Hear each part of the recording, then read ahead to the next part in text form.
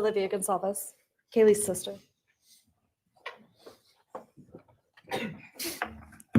Hello, I'd like to start by thanking the court for allowing me the time and opportunity to speak today. My name is Olivia, and I'm the big sister of Kaylee Gonsalves, and I was blessed to love Madison Mogan as a sister too.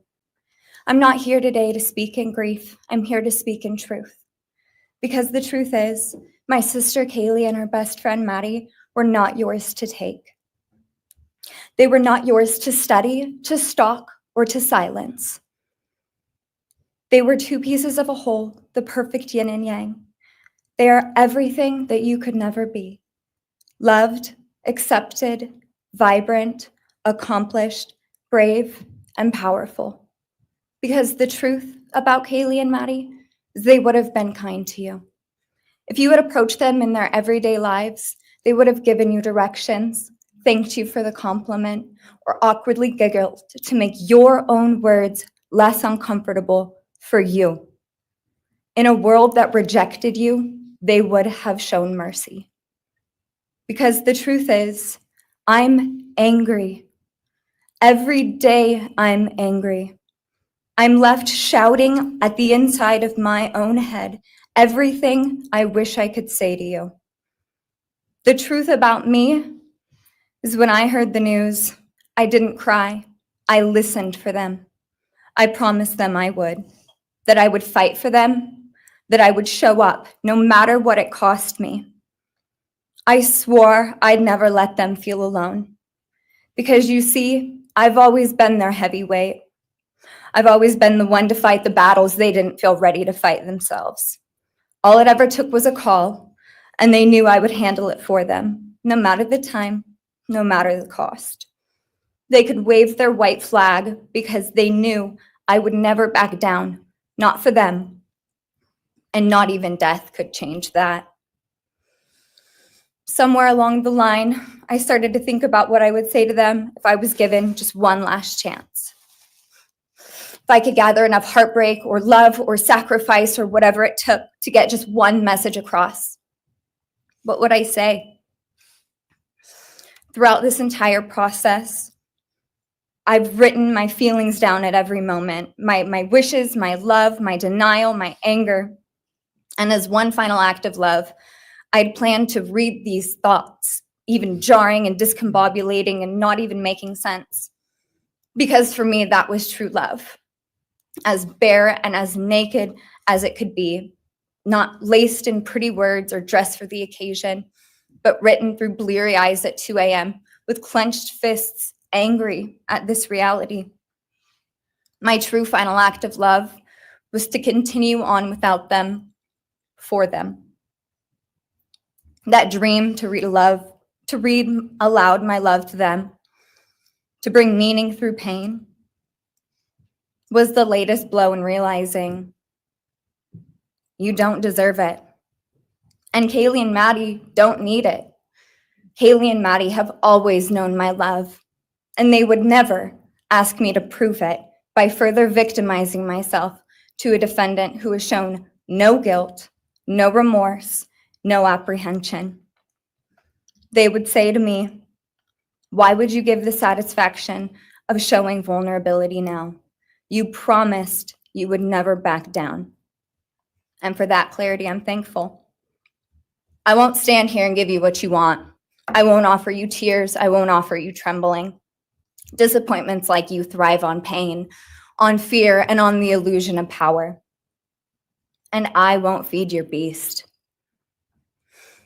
Instead, I will call you what you are: sociopath, psychopath, murderer. I will ask the questions that reverberate violently in my own head, so loudly that I can't think straight most any day. Some of these might be familiar, so sit up straight when I talk to you. How was your life right before you murdered my sisters? Did you prepare for the crime before leaving your apartment? Please detail what you were thinking and feeling at this time. Why did you choose my sisters? Before making your move, did you approach my sisters? Detail what you were thinking and feeling. Before leaving their home, is there anything else you did? How does it feel to know the only thing you failed more miserably at than being a murderer is trying to be a rapper? Did you recently start shaving or manually pulling out your eyebrows? Why November 13th? Did you truly think your Amazon purchase was untraceable because you used a gift card?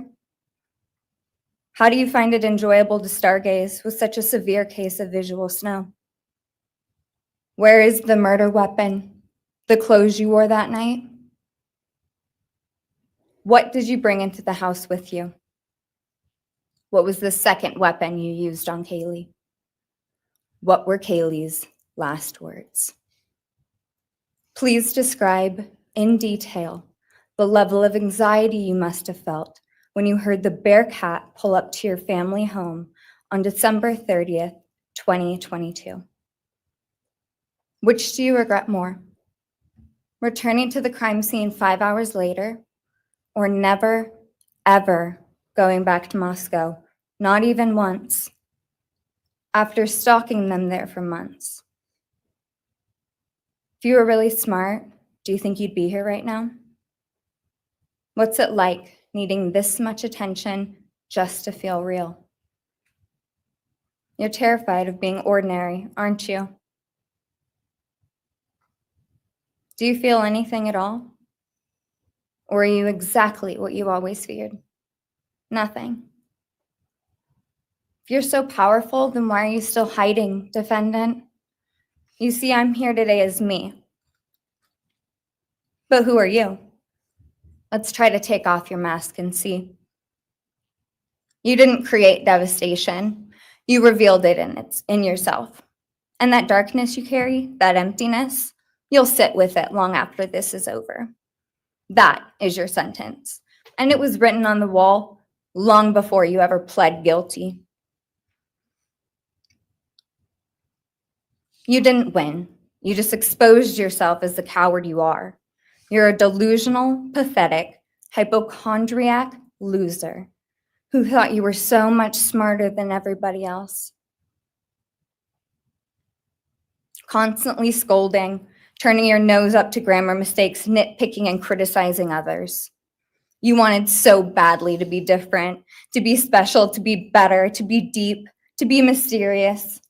You found yourself thinking you were better than everyone else, and you thought you could figure out the human psyche and see through it, all while tweaked out on heroin. Lurking in the shadows made you feel powerful because no one ever paid you any attention in the light. You thought you were exceptional, all because of a grade on a paper. You thought you were elite because your online IQ test from 2010 told you so. All of that effort just to seem important. It's desperate. There is a name for your condition, though. Your inflated ego just didn't allow you to see it. Wannabe. You act like no one could ever understand your mind, but the truth is you're basic. You're a textbook case of insecurity disguised as control. Your patterns are predictable. Your motives are shallow. You are not profound. You're pathetic. You aren't special or deep, not mysterious or exceptional. Don't ever get it twisted again. No one is scared of you today. No one is intimidated by you. No one is impressed by you. No one thinks that you are important. You orchestrated this like you thought you were God. Now look at you, begging a courtroom for scraps. You spent months preparing, and still all it took was my sister in a sheath. You work so hard to seem dangerous, but real control doesn't have to prove itself. The truth is, the scariest part about you is how painfully average you turned out to be. The truth is, you're as dumb as they come. Stupid, clumsy, slow, sloppy, weak, dirty. Let me be very clear. Don't ever try to convince yourself you mattered just because someone finally said your name out loud. I see through you. You want the truth? Here's the one you'll hate the most. If you hadn't attacked them in their sleep, in the middle of the night, like a pedophile, Kaylee would have kicked your fucking ass.